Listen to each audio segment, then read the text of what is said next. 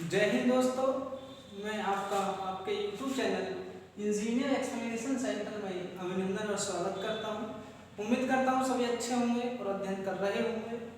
तो आज का जो हमारा विषय है वो हिंदी है। हिंदी में कहाँ चल रहे हैं? वर्णमाला। ये जो हमारी क्लास है वो केमी क्लास है, वो छठी क्लास है, यानी 5 क्लास पहले दे चुके हैं। जिसने हमारी पहली क्लास नहीं देखी है वो पहली क्लास को देखिए। तो चलो शुरू करते हैं। हम स्वर को पूरा कर चुके थे 5 क्लास तक। अब देखेंगे व्यंजन। तो व्यंजन, इसको इंग्लिश में कॉन्सोनेंट कहते हैं। क्या कहते हैं? कॉन्सोनेंट। व्यंजन होते क्या हैं? जो स्वर की सहायता से बोले जाए, जो स्वर की सहायता से बोले जाए उनको क्या कहते हैं? हम व्यंजन कहते हैं। जैसे ये क्या है? कै। तो कै में क्या होता है? अधूरा कै और ए, तब मिलकर क्या बन गया? कै। ऐसी न में क्या है? अधूरा न और ए, तो क्या बन गया? न। ऐसे ही फै में अधूरा फै और ए, तो फै। ऐसे टे में अधूरा टे और ए, तो क्या बन गया? टे। मतलब देखो, कै को बोलने के लिए किसकी आवश्यकता पड़ी? ए की, यानी स्वर है भाई। ये व्यंजन, ये स्वर। ऐसे ये व्यंजन और ये क्या है? स्वर। तो ये क्या चीज है? व्यंजन। जब इसको आप बोलोगे तो किसकी आवश्यकता पड़ेगी? कै कै। तो बार बार किसकी ध्वनि आएगी? बाद में देखो कै, तो ए की आएगी ना। तो ये स्वर की सहायता से बोले जाते हैं, यानी स्वतंत्र नहीं होते। जैसे स्वर स्वतंत्र होते हैं ना, ये स्वतंत्र नहीं होते, स्वर की सहायता से बोले जाते हैं। ठीक है, यहां तक समझा आपने? चलो देखते हैं। वर्णमाला में व्यंजनों की संख्या कितनी है? 39। कितनी है? 39। आपसे पूछे हिंदी वर्णमाला में व्यंजनों की संख्या कितनी है, तो ये होगी 33। अगर पूछे कि वर्णमाला में कितनी है तो 39 करोगे। आपसे पूछे हिंदी वर्णमाला में कितनी है तो कितनी करोगे? 33 करोगे। तो समझ रहे होगे मेरे दोस्त? ठीक है, चलो अब शुरू करते हैं। स्पर्श व्यंजन। देखो, स्पर्श व्यंजन कहो या उदित व्यंजन, ध्यान रखना। स्पर्श को क्या कहते हैं? हम उदित भी कहते हैं। इनकी संख्या कितनी होती है? 25 होती है। अब देखते हैं मूल स्पर्श व्यंजन। हमारे मूल स्पर्श व्यंजन भी होते हैं। स्पर्श व्यंजन तो है, हमने पढ़ रखे 25, लेकिन मूल स्पर्श व्यंजन वो कितने होते हैं? 16 होते हैं। ठीक है, इनको देखेंगे फिर देखते हैं। देखो, स्पर्श व्यंजन कितने? 25। तो ये सारे के सारे 25 है। इनको मैं वर्ग व्यंजन भी कह सकता हूँ भाई। देखो, 5 इसमें, 5 इसमें, 5 5 25 हो गए, तो एक वर्ग है 5 का वर्ग, तो आप इसको वर्ग भी कह सकते हो। चलो देखते हैं। तो कै वर्ग, कै वर्ग में कौन कौन आते हैं? एक तो कै आएगा, खे आएगा, गे, घे और अंगा। फिर चे वर्ग में देखेंगे। चे वर्ग में क्या आता है? चे आता है, छ, जय, झ और अइया। ऐसे टे वर्ग में क्या आता है? टे, ठे, डे, ढे और ड़। ध्यान रखना, इसको डे बोलते हैं, इसको ढे। इसमें बाद में है की ध्वनि आती है और फिर अड़े खाली, मतलब इसको क्या बोलते हैं? अड़े खाली। फिर देखते हैं तै वर्ग। तै वर्ग में क्या आता है? तै, थे, दे, धे और न। पै वर्ग, पै वर्ग में क्या आता है? पे, फे, वे, भे और में। ये सारे के सारे कितने हैं? 25 हैं। एक लाइन में 5 हैं और 5 ही हैं, तो 25 हो गए सीधे। अब देखते हैं, क्योंकि हम आपको पता है वर्ण में कहाँ चल रहा है, उच्चारण स्थान के आधार पर उच्चारण का स्थान क्या होगा। तो देखो, कै वर्ग जो होता है वो कंठ से बोला जाता है। कहाँ से? कंठ से।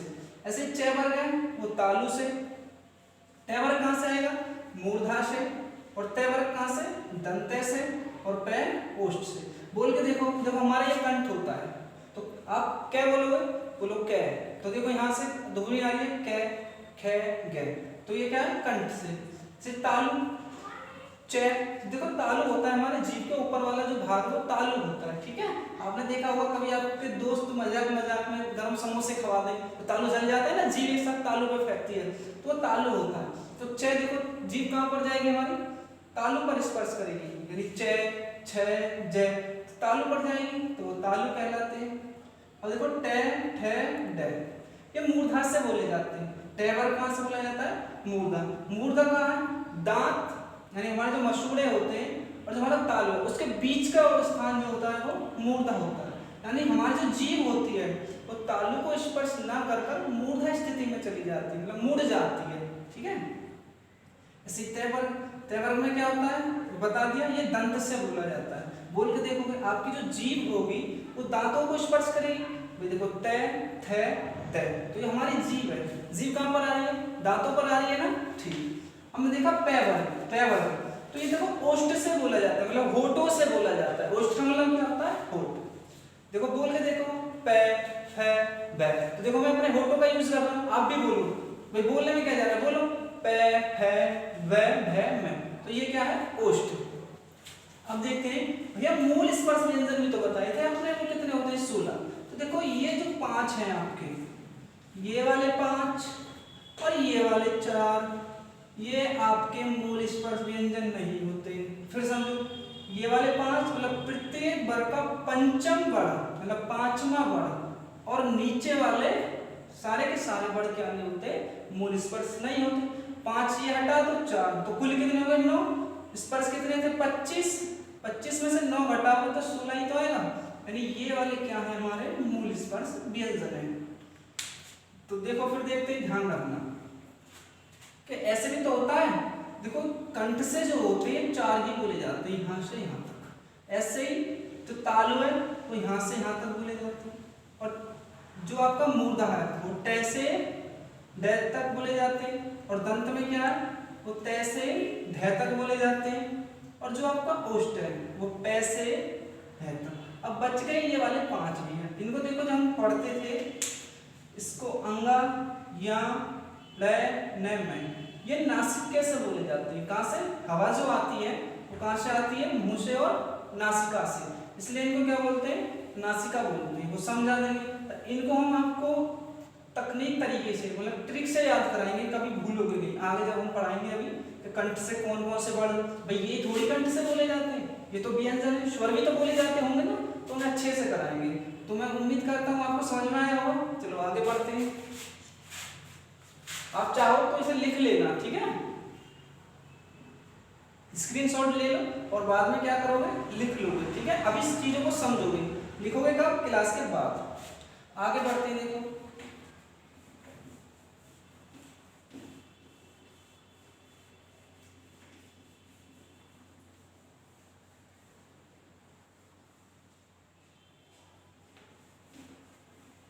अब देखते हैं, आपने उदर व्यंजन देख लिया, स्पर्श व्यंजन भी देख लिए।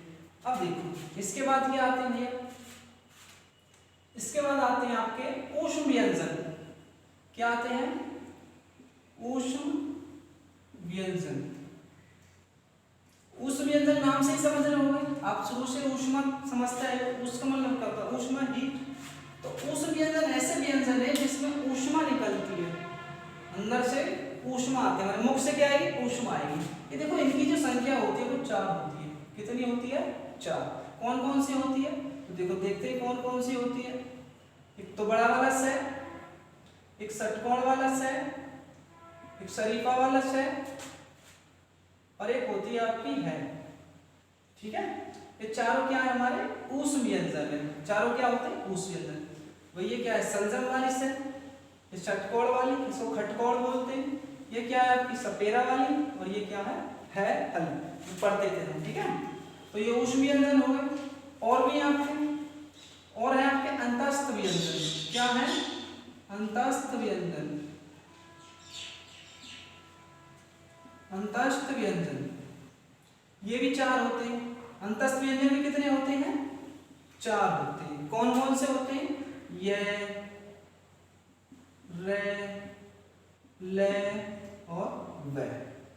कितने होते हैं, 4 होते हैं, ध्यान रखना। ऊष्म व्यंजन 4 और अंतस्थ व्यंजन भी 4 होते हैं। अच्छा अब एक बात आपसे मैं पूछूं, पहले पढ़ा चुका कि ये और व जो है ये अर्धस्वर होता है या नहीं होता, ये क्या होता है, अर्धस्वर। तो ये तो हम पढ़ चुके, तो ध्यान रखना ये और वह अंतस्थ व्यंजन भी होता है, क्योंकि जब आप इसको बोलोगे तो अंदर से, अंतस्थ से क्या होगी, ध्वनि प्रवेश करेगी आप मुख से। कैसे, ये, रे, ले, ब, ठीक है, ध्यान रखना ये आपके अंतस्थ व्यंजन। अब आते हैं संयुक्त व्यंजन। क्या आते हैं, संयुक्त व्यंजन। भाई संयुक्त व्यंजन भी तो है, ये जो आपके संयुक्त व्यंजन है ये भी 4 होते हैं। ये भी कितने होते हैं, 4 होते हैं। कौन कौन से होते हैं 4? चलो देख लेते हैं। एक होता है छह क्षत्रिय, क्या है? छह क्षत्रिय, त्रिशूल,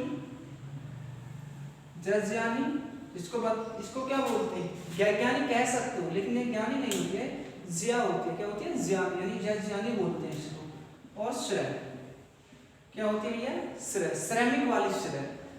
तो ये संयुक्त व्यंजन है। क्या है ये? संयुक्त। कैसे? क्योंकि ये छह है, ये संयुक्त व्यंजन है। किससे मिलकर बना है ये अधूरा कै और पूरा शय। ध्यान से समझना, पूछ लिया जा सकता है। छह किससे बना? छह क्षत्रिय, अधूरा कै क्योंकि हलंत लगा हुआ है इसमें, और पूरा शय। ऐसे त्रय किससे बना है? आप कहोगे अधूरा तय प्लस पूरा र। ऐसे ज्ञानी है, तो ये किससे मिलकर बनी है? ये बनी है अधूरा जय और प्लस या। ऊपर अभी लिखी थी ना स्पर्श व्यंजन में या। और ये जो श्रेय है ये किससे मिलकर बनी होती है? तो ये जो श्रेय है ये अधूरा शय और प्लस रे से मिलकर बनी होती है। तो आप समझ रहे होंगे संयुक्त व्यंजन है ये किससे? संयुक्त व्यंजन क्या है? नाम ही संयुक्त है, कंपाउंड बोलते हैं हम, ठीक है? ये सब कंपाउंड जो मिला दे, दो या दो से अधिक पदों को मिला दे, तो ये व्यंजन ही तो है। क्या है? संयुक्त व्यंजन। आपने जब ये मिला दिए आपस में तो क्या बना? छह क्षत्रिय, तो ये संयुक्त व्यंजन। ऐसे त्रय मिला दिए, त्रय बन गया। जय मिला दिए, जय बन गया। ऐसे सय और न मिला दिया तो श्रेय बन गया।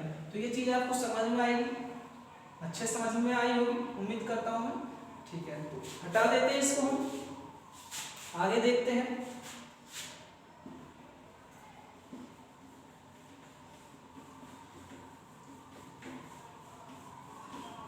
देखो हमारे होते हैं द्विगुण व्यंजन, और कौन से बच गए? द्विगुण व्यंजन। ध्यान से समझना, द्विगुण क्यों कहते हैं? इनमें दो गुण होते हैं। भैया द्विगुण क्यों कहते हैं इनको? द्विगुण क्यों कहते हैं? क्योंकि दो गुण होते हैं ना। कौन कौन से होते हैं पहले ये देखते हैं।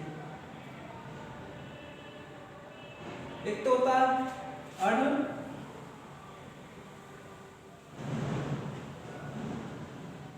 अड और अड। इसको अड बोलते हैं, इसको अढ़ बोलते हैं। इसमें है की धुन नहीं आएगी बाद में, ठीक है? ऊष्मा निकलती है इसको, ठीक है? द्विगुण व्यंजन, क्योंकि दो गुण है, ना ही तो ये स्वर है और ना ही व्यंजन है। भाई न तो स्वर और न ही क्या है? व्यंजन। ना तो स्वर ना ही व्यंजन, यानी दोनों गुण है। मतलब ना तो स्वर है ना ही व्यंजन है। मतलब इनको स्वर भी कह सकते हो आप, व्यंजन भी कह भी सकते हो, ना भी, ठीक है? तो चलो देखते हैं इनको। देखो ये द्विगुण व्यंजन है, इसको मैं क्या कह सकता हूँ? उत्क्षिप्त व्यंजन। क्या कह सकता हूँ? उत्क्षिप्त व्यंजन। क्या कह सकता हूँ? उत्क्षिप्त व्यंजन कह सकता हूँ इसको। द्विगुण व्यंजन को उत्क्षिप्त व्यंजन या आगत व्यंजन कह सकता हूँ। क्यों कह सकता हूँ आगत व्यंजन? अभी बताएंगे। उत्क्षिप्त क्यों कहेंगे? अभी बताएंगे। द्विगुण आप देख ही चुके हैं। देखो उत्क्षिप्त, जब इसको आप बोलोगे, बोलो क्या ये अड और अढ़, तो आपकी जो जीवा होगी वो ऊपर स्पर्श करते हुए एक साथ आएगी, नीचे आएगी। जब ये बोलोगे तो हवा को क्या करेगी? एक साथ फेंकेगी। आपकी जो मुख से हवा आएगी, जो मुख में हवा रहती है ना, हमारे 24 घंटा हवा रहती है, वायु रहती है, तो एक साथ जाएगी, उसको खींच करके लाएगी, एक साथ फेंकेगी। तो बोलोगे अढ़ और अढ़। तो उत्क्षिप्त का मतलब होता है क्या? फेंका हुआ। क्या होता है उत्क्षिप्त का मतलब? आप मेरी सारी चीज याद रखोगे। देखो उत्क्षिप्त का मतलब होता है फेंका हुआ, फेंका हुआ, कोई चीज फेंक दी हमने, उत्क्षिप्त कर दी, ठीक है? उत्क्षेप नहीं करता, उत्क्षेप प्लान, वही वाली चीज है। तो ये समझ में आएगी। आगत क्यों कहते हैं? ये जो दोनों वर्ण हैं आपके, ये तुर्की के हैं। कहां से हैं? तुर्क, जिसको टर्क बोलते हैं ना, टर्क। तो ये कहां से हैं? तुर्की।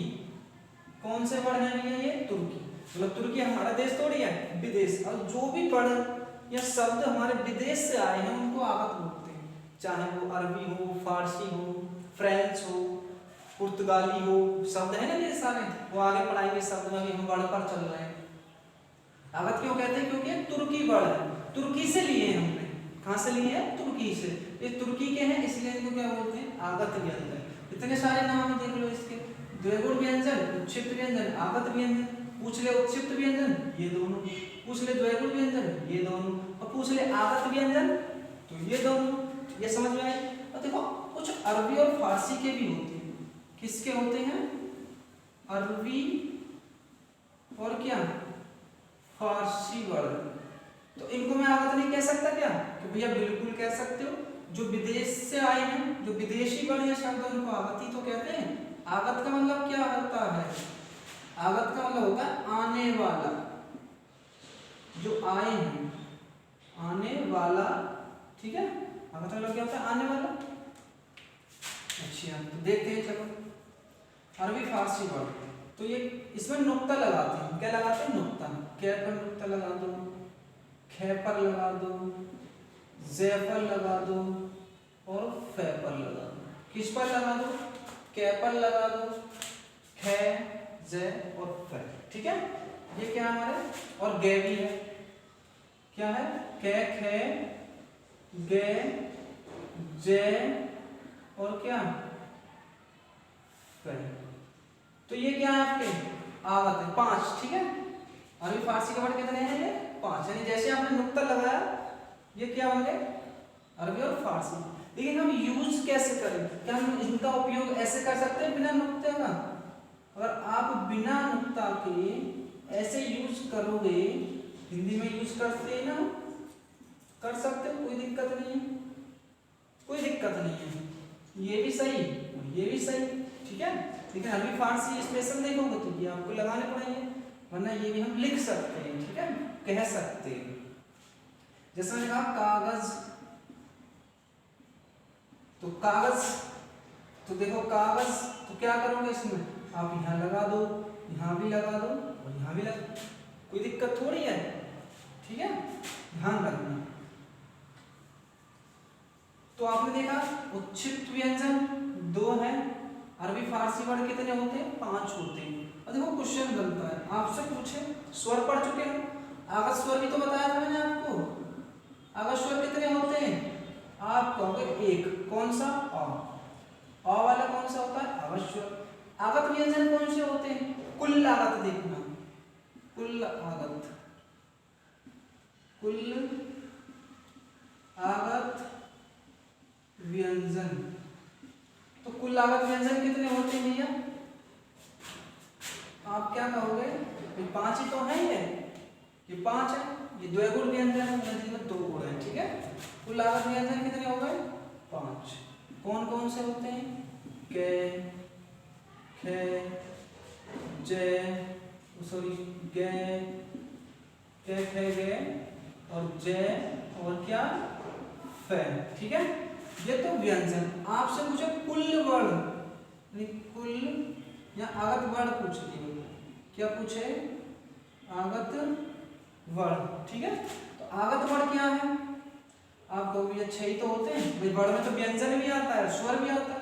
ये 6 के 6 हो गए, 1 इसको लिख दो और 5 इसको लिख दो, देख लेना आगत वर्ड। लेकिन आपसे कहेंगे कुल आगत वर्ड, इनको भी तो ले सकता है, ये भी तो आगत है। कुल आगत वर्ड क्या कहे? कुल आगत वर्ड। यदि ऑप्शन में आपको 5 ना दे, सॉरी 6 ना दे, पूछे आगत वर्ड और 6 ना दे, तो ध्यान रखना भाई 6 तो हमारे ये नहीं है और प्लस में 2 ये और हो गए, तो कितने हो गए? 8। 2 ये वाले, 5 ये वाले, 1 ये वाला, कितने हो गए? 8 हो गए। तो आज आपने व्यंजन को अच्छे से समझा होगा। पहले स्पर्श व्यंजन पढ़ा आपने, उनकी संख्या कितनी थी? 25 थी। 4 उस व्यंजन के पढ़े, कितने हो गए? 29 हो गए। 4 आपने कौन से पढ़े? अंतस्थ व्यंजन, 33 हो गए। कितने हो गए? 33। और फिर आपने क्या पढ़ा? 4 और पढ़े सही, तो कितने हो गए? 33 4 37 हो गए। और 2 हो गए ये उत्क्षिप्त व्यंजन या द्विगुण व्यंजन, तो 37 और 2 कितने हो गए? 39 हो गए। तो टोटल 39 हमने बताए थे, 39 बताए थे ना। अब ध्यान समझना, पहले लिखा चुके हैं। 33 कौन से? आपके जो वो है हिंदी वर्णमाला में व्यंजन कितने हैं? 33 लिखाए थे ना। तो तो उसमें क्या नहीं लोगे, संयुक्त नहीं लोगे, यानी संयुक्त को नहीं लोगे। अगर कुल कह दे यानी कुल हिंदी वर्णमाला में व्यंजन, कुल हिंदी वर्णमाला में, कुल को हटा दो छोड़ो, हिंदी वर्णमाला में व्यंजन तो कितने होते हैं भैया, 33 होते हैं। कौन कौन से होते हैं, एक तो स्पर्श व्यंजन हो गए, स्पर्श व्यंजन कितने होते हैं आपका हुआ 25। फिर ऊष् व्यंजन कितने होते हैं आपका हो गए 4। मैंने कहा अंतस्थ व्यंजन, अंतस्थ व्यंजन, अंतस्थ को ऐसे भी लिख सकते हो आप, वास्तव में देखो वर्तनी देखोगे तो अंतस्थ की ये वाली होती है, ठीक है, ये भी है अंतस्थ व्यंजन। ये कितने होते हैं, 4 होते हैं, ठीक है, यहाँ तक समझे। तो देख लो ये है 25, 4 कितने हो गए 29 और 4 33, कुल मिलाकर कितने 33। भाई ये तो हमारे कौन कौन से, ये वाले 2 और संयुक्त वो अलग है, उनको नहीं लो, उन्हें किस में लोगे, वर्णमाला में पूछे तब, ठीक है, वर्णमाला में कुल पूछे तब 39 लोगे, लेकिन मूल तो यही होते हैं, ठीक है। तो मैं उम्मीद करता हूँ आपको समझ में आया होगा अच्छे से, ठीक है। तो मिलते हैं नेक्स्ट क्लास में। हमारी जो क्लास में थोड़ी सी इश्यू चल रहा था इसलिए क्लास नहीं दे पाए थे, तो ठीक है मिलते हैं अगली क्लास में। तो जय हिंद, जय भारत दोस्तों।